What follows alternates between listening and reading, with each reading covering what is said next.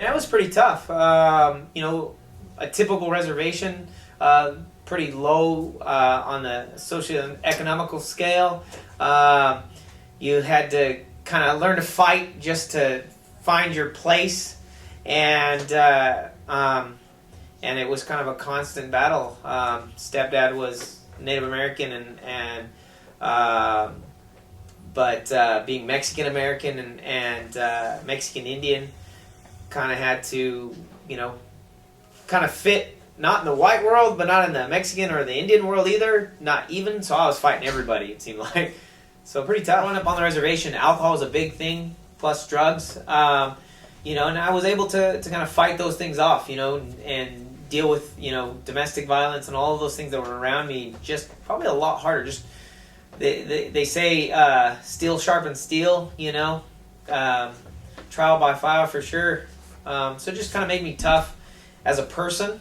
And so getting in the cage now is kind of just practice. You know, it's now that I'm a lot older, now it's definitely more of an athletic competition, and you know, I'm here to work my skills and techniques that I've developed and learned, and you know, but when that cage closes and the guy essentially just sort of punches me in the face, you know, I don't really feel anything. I definitely don't feel any pain. I've woken up the next day and then realized my nose was broken. But during that fight, it's kind of a true sense of survival for me. MMA's far safer than boxing. I mean, you know, and even in an amateur boxing round where you can wear headgear, and I've done some of those amateur boxing rounds where you don't even wear headgear, you can take up to 100 punches, and most of them are to the head, because that's where everybody's throwing punches. Because a skilled fighter will learn to throw to the body a lot, but an amateur fighter won't. I will leave after 3 rounds feeling like my head is twice the size it actually is. I mean, just from all the pounding. And in an MMA fight, I'm probably lucky, and I've gone 5 rounds, lucky to get maybe 10, 20 times max. You know, I mean, gloves are smaller and you feel it a little bit, but you know, nothing to the same capacity. And as a personal trainer myself, I can easily say that a professional boxer is probably the most superiorly conditioned athlete there is.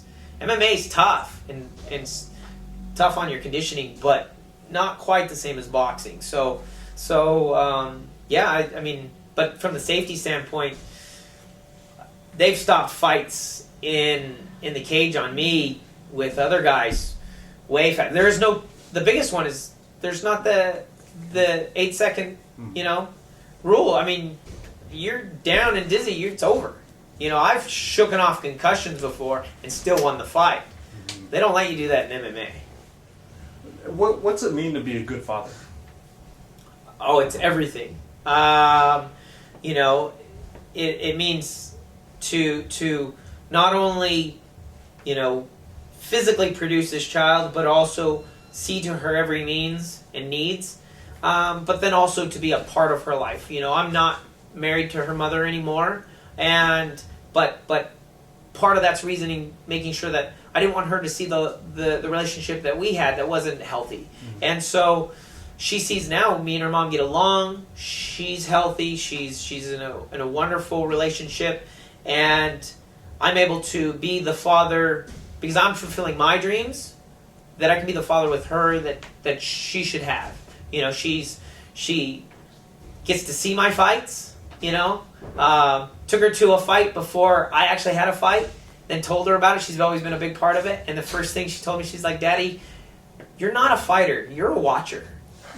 So I've been forever trying to show her that I'm a fighter. And my welterweight title fight, last April, she got to come for the first time, saw me in live action, not watching on the video, and she was screaming, "Break his legs, Daddy! Break his legs!" She's a 6-year-old, she's a princess, she wants boxing gloves as long as they're pink, and people were like, "Ellie, what are you saying?" And she's like, "Well, he can go to the doctor and get them fixed. Why are you doing this?" And, you know, honestly, other than the brief little story I told you, I didn't have a good reason. I was like, even that, I'm like, I just want to. So I kind of realized, I'm gonna have a cause, and so my last few fights have tried to bring awareness to a cause. Actually, because I love my daughter and she's healthy and 100%.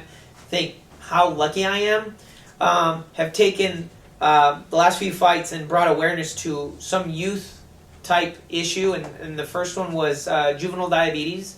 Got some sponsors, got to raise some money, put some logos on my shorts, whatever I had to do, raised a few $100, and started fight for a cause.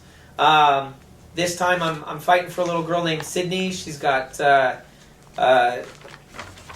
terminal brain cancer, and so I got a print shop and a couple of my sponsors to help me out, get some shirts made, fight for a cause. They got their sponsors on the back, it says Team Rodriguez, and I'll be selling those. 100% of the proceeds are just going to Sydney and her family to help out in any way they can.